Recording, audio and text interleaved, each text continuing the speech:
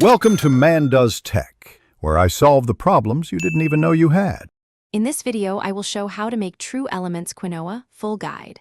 Start by rinsing 1 cup quinoa under cold water until the water runs clear, then drain thoroughly. Toast the drained quinoa in a dry skillet for 2 minutes for nuttier flavor. Add 2 cups water or broth, bring to boil, reduce to simmer, cover, and cook for 15 minutes.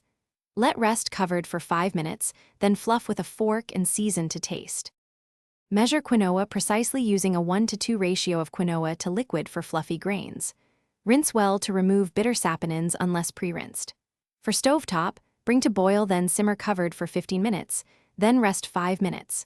For fluffier texture, use broth and a pinch of salt, or add a tablespoon of olive oil for gloss. Adjust cook time slightly for altitude and try pilaf method for added aroma and texture.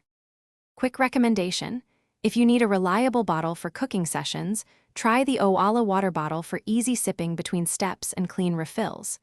If you are finding this video helpful, please subscribe and like to support more cooking guides.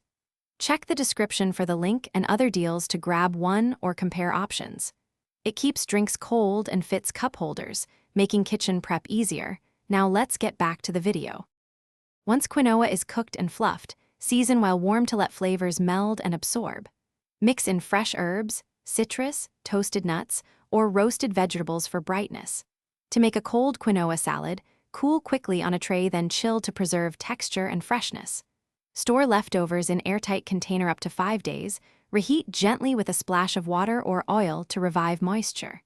Freeze cooked quinoa in portions for up to 3 months for meal prep convenience. Thanks for watching.